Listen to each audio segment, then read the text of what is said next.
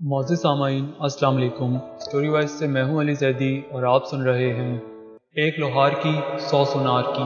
ان چار گہرے دوستوں کی عمریں 25 سال کے لگ بھگ تھیں۔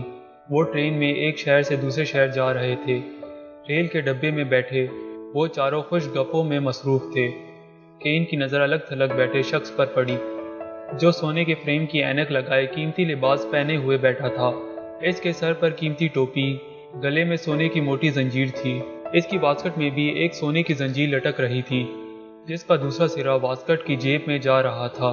کچھ دیر بعد اس نے اس زنجیر کی مدد سے جیبی گھڑی نکالی، وقت دیکھا اور واپس جیب میں ڈال دی۔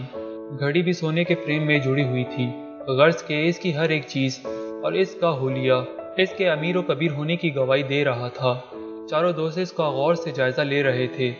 فرسٹ کلاس کے اس ڈبے میں ان پانچ کے سوا کوئی اور نہیں تھا۔ ایک دوست عمر دراز بولا، مجھے تو یہ کوئی بڑا وڈیرا یا جاگیردار لگتا ہے۔ وڈیرے جاگیردار بھی کبھی اکیلے سفر نہیں کرتے، ان کے ساتھ لاؤ لشکر ہوتا ہے۔ دوسرے دوست رحیم بخش نے کہا، مجھے تو یہ کوئی بڑا سرکاری افسر لگتا ہے۔ تیسرے دوست عبداللہ نے کہا۔ چوتھے دوست نے کہا، سرکاری افسروں کا ایسا حلیہ نہیں ہوتا، مجھے تو یہ کوئی اسمگلر لگتا ہے۔ یہ چوتھا دوست حمید الدین تھا اور حمیدہ کے نام سے پکارا جاتا تھا۔ حمیدہ چاروں میں سب سے زیادہ چالاک اور لالچی تھا۔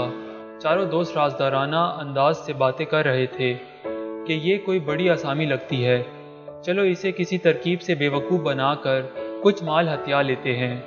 چاروں دوستوں نے ایک منصوبہ بنایا اور اس کے تحت اس امیر آدمی کے پاس پہنچے اور سلام دعا خیر خیریت دریافت کرنے کے بعد اس سے کہنے لگے، جناب سفر لمبا ہے، اس لیے وقت گزاری کے لیے کوئی نہ کوئی مشغلہ ہونا چاہیے تاکہ سفر آسانی سے کٹ جائے۔ ایک کھیل ذہن میں آ رہا ہے، اجازت ہو تو کھیل شروع کیا جائے۔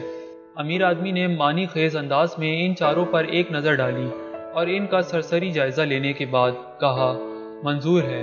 چاروں دوستوں نے امیر آدمی کو کھیل کی شرائط بتاتے ہوئے کہا، ہم چاروں میں سے ہر ایک آدمی ایک قصہ سنائے گا۔ اگر آپ نے اس قصے کو سچ تسلیم نہ کیا تو پھر جو کچھ آپ کے پاس اور آپ کی جیب میں ہے وہ دینا ہوگا۔ یہی شرط ہم چاروں کے لیے بھی ہے۔ آپ کوئی قصہ سنائیں گے، اگر ہم اسے سچ ماننے میں ناکام رہے تو کپڑوں کے علاوہ ہمارے جسم پر اور جیب میں جو کچھ ہے وہ آپ کا ہوگا۔ امیر آدمی بولا، منظور ہے۔ 100% منظور۔ پہلے دوست نے اپنا قصہ سناتے ہوئے کہا، میں ابھی پورے 3 ماہ کا بھی نہیں تھا کہ میری والدہ نے مجھے پنگوڑے میں لٹا رکھا تھا۔ میں نے دیکھا کہ میری والدہ پریشان ہو رہی تھی۔ انہیں گوشت گلانے کے لیے کچھ پپیتے کی ضرورت تھی جو گھر کے صحن میں ایک درخت پر لگے ہوئے تھے اور کوئی درخت سے اتارنے والا نہیں تھا۔ میرے ابا نے پپیتے اتارنے سے انکار کر دیا تھا کہ وہ اتنے اونچے درخت پر نہیں چڑھ سکتے۔ پریشانی کے عالم میں میری والدہ باورچی خانے میں واپس چلی گئی۔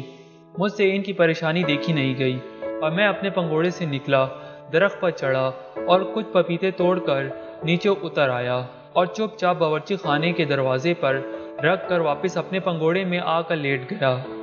میری والدہ کچے پپیتے دیکھ کر حیران رہ گئی۔ آپ کیا کہتے ہیں، یہ بات سچ ہے یا جھوٹ؟ اس نے امیر آدمی سے پوچھا۔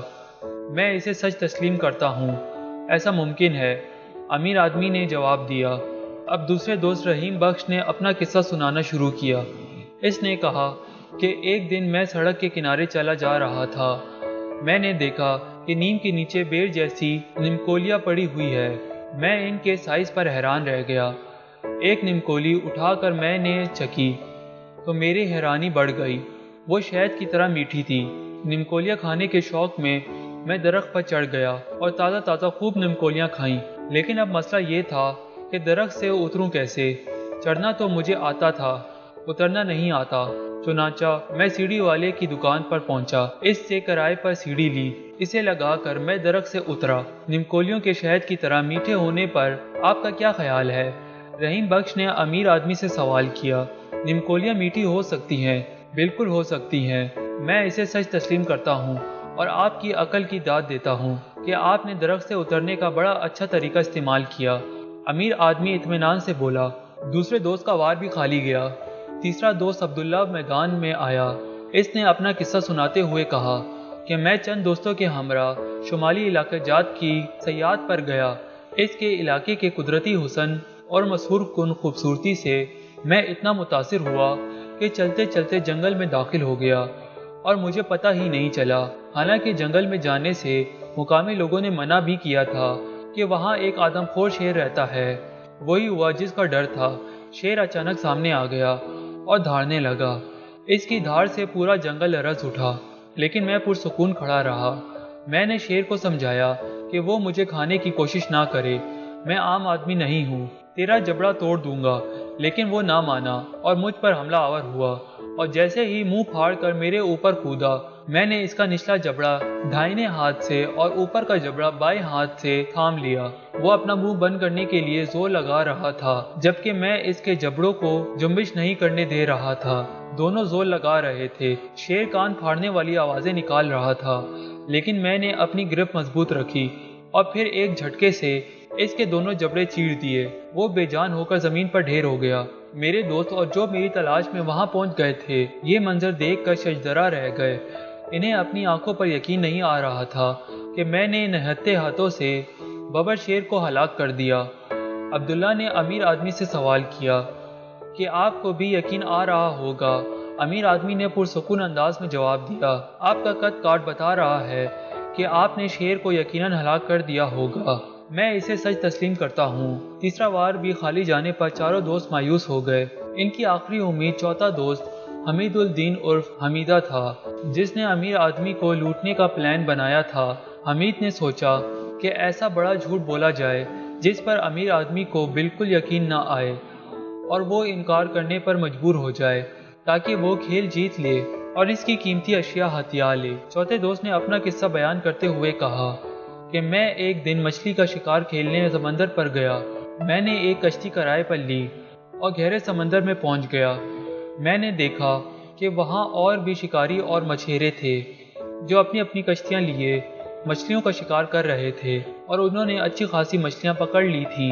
میں نے بھی سمندر میں اپنا جال ڈال دیا، لیکن کئی گھنٹے ہو گئے، کوئی بڑی مچھلی جال میں نہیں آئی۔ مجھے غصہ آ گیا۔ میں نے جال کو چھوڑا اور سمندر میں چھلانگ لگا دی اور غوطے کھاتا ہوا سمندر کی تہہ میں پہنچ گیا۔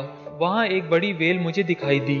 اس نے بھی مجھے دیکھا اور مجھ پر حملہ آور ہوئی۔ جو ہی میری طرف بڑھی، میں نے آؤ دیکھا نہ تاؤ ایک زوردار مکہ اس کی دائنی آنکھ پر جڑ دیا۔ اس کی آنکھ نکل کر پانی میں گر گئی، جسے چھوٹی مچھلیوں نے ذرا سی دیر میں چھٹ کر لیا۔ ویل غضبناک ہو کر پھر میری طرف پلٹی۔ میں نے پینترا بدل کر اس کی بائیں آنکھ پر بھی مکہ جڑ دیا۔ اس کی دوسری آنکھ بھی ضائع ہو گئی اور وہ دونوں آنکھوں سے محروم ہو کر میرے قابو میں آ گئی۔ میں نے سمندر کی تہہ میں ہی اسے ذبح کر ڈالا۔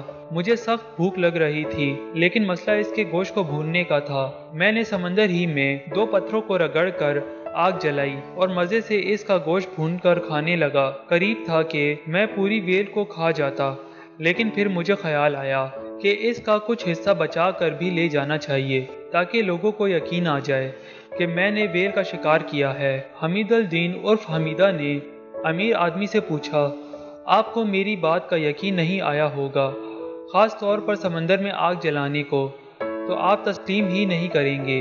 میں یقیناً تسلیم کروں گا کہ پانی میں آگ لگائی جا سکتی ہے۔ پانی میں آگ لگانے کا محاورہ اردو میں بہت مستعمل ہے۔ نہ جانے اردو کے کتنے اشعار اور گیتوں میں اس محاورے کا استعمال کیا گیا۔ میں آپ کے قصے کو سچ مانتا ہوں، یہ ممکن ہے، پانی میں آگ لگائی جا سکتی ہے۔ امیر آدمی کا جواب سن کر چاروں دوست دم بخود رہ گئے۔ ان کا آخری وار بھی خالی گیا۔ بعد نخواستہ انہوں نے امیر آدمی سے کہا، اب آپ اپنا کوئی حیرت میں ڈالنے والا قصہ سنائیں۔ امیر آدمی نے کہا کہ میرا ایک بڑی سبزی اگانے کا فارم ہے، جہاں میں سبزیوں کے سائز بڑے کرنے کے تجربات کرتا رہتا ہوں۔ 25 سال پہلے میں نے کدو کو بڑا کرنے کا تجربہ کیا تھا، جو بہت کامیاب رہا اور کدو کا سائز معمول سے بہت بڑا ہو گیا۔ اس طرح چاروں کدو تیار ہوئے تھے، لیکن جب انہیں کاٹا گیا تو ہر کدو میں سے ایک انسانی بچہ نکلا۔ وہ چاروں لڑکے تھے۔ میں نے انہیں پالا پوسا اور جوان کیا۔ وہ میرے کھیتوں اور فارموں پر کام کرتے تھے۔ ایک دن وہ چاروں میرے پاس سے بھاگ گئے۔ میں ان کی تلاش میں سرگردہ تھا۔ میری قسمت اچھی ہے کہ آج تم چاروں مجھے مل گئے۔ تم ہی وہ نوجوان ہو جو میرے فارم سے بھاگے تھے۔ اب تمہیں واپس میرے ساتھ چلنا ہوگا اور میرے فارم اور کھیتوں میں کام کرنا ہوگا۔ کیونکہ تم میری ملکیت ہو۔ بولو میری بات پر یقین ہے یا نہیں؟ میرے قصے کو سچ مانتے ہو یا نہیں؟ امیر آدمی نے پوچھا۔ چاروں دوست شش و پنچ میں پڑ گئے۔